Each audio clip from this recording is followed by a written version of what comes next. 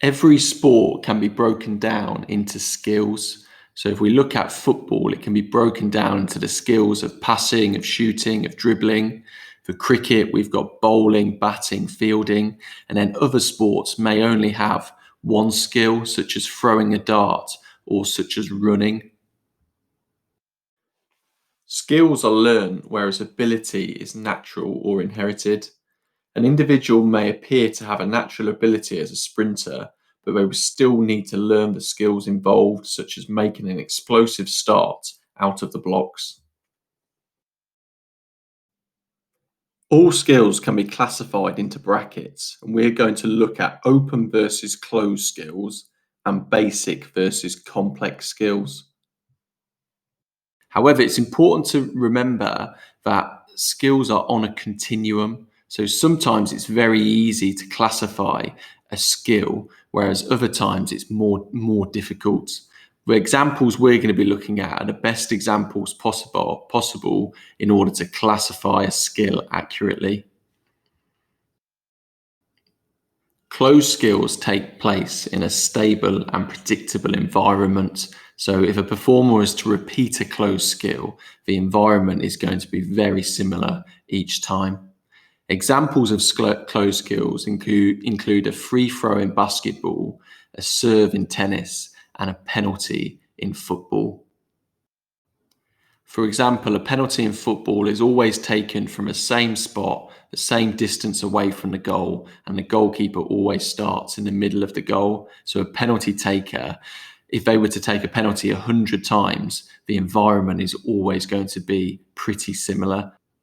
On the other hand, open skills take place in a variable and unpredictable environment, and examples of open skills include dribbling in basketball, a tackle in rugby, and a forehand shot in tennis. So if we think about dribbling in basketball, the environment is unpredictable because the defenders are always in a different position. They might be putting pressure on you as you're dribbling, or they might be backing off. Your teammates are all in different positions, and you're always dribbling at different points on the court. Basic skills are skills that, after they're practiced, they are easy and require very little concentration to complete successfully. So passing in football or passing in basketball, or if we think about catching a cricket ball or a baseball or a softball, they all take very little concentration after we've learnt the skill. So they are basic skills. However, complex skills always require full concentration if we don't want to make a mistake. Even after they're well learnt, complex skills still require that full concentration. So examples include putting or driving in golf and taking a penalty in football. This is because these skills, even elite performers, often make mistakes during these skills. For example, a golfer can still miss an easy putt if they're not concentrating fully. For exam questions on this topic, you might get asked to give an example of a skill that is, for example, open, and you could say dribbling in basketball, and you might have to explain why. So you need to talk about how dribbling takes place in a variable and unpredictable environment.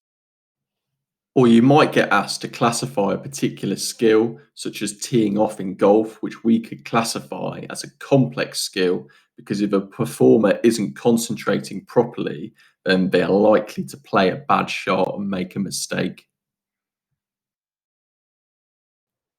Finally, we're just going to have a quick look at the continuum for open and closed skills. So the diagram here shows how all skills fall somewhere within that continuum. So a rugby tackle, for example, is right on the end of the open side of the continuum because it takes place in an unpredictable environment. And by that, we mean that every rugby tackle is different. It can't really be practiced in exactly the same way. A netball shot is open because every shot is from a different position, but the same technique is often used, which is why it's slightly down a continuum in comparison to a rugby tackle. If we go to the other end, a snooker break is right on the closed side of the skill continuum. And that's because the break in snooker, which means when we start a game of snooker, is pretty much identical every single time. An archery shot would be another example of a very close skill. The only reason that wouldn't be as far up down a continuum as a snooker break is because it can have weather conditions such as the wind affecting that shot, in which case the archer would have to aim in a slightly different direction.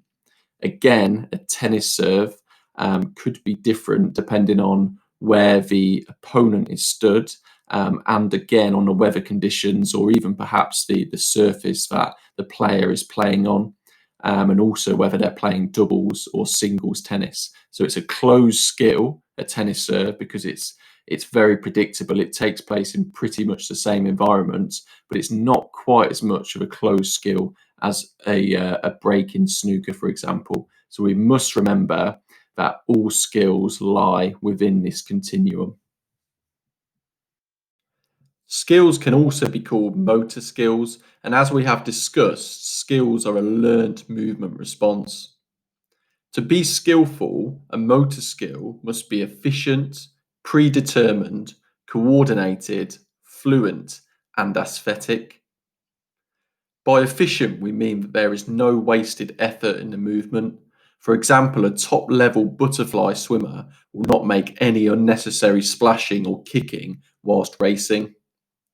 Predetermined means that the performer knows what they are doing and what they are trying to achieve.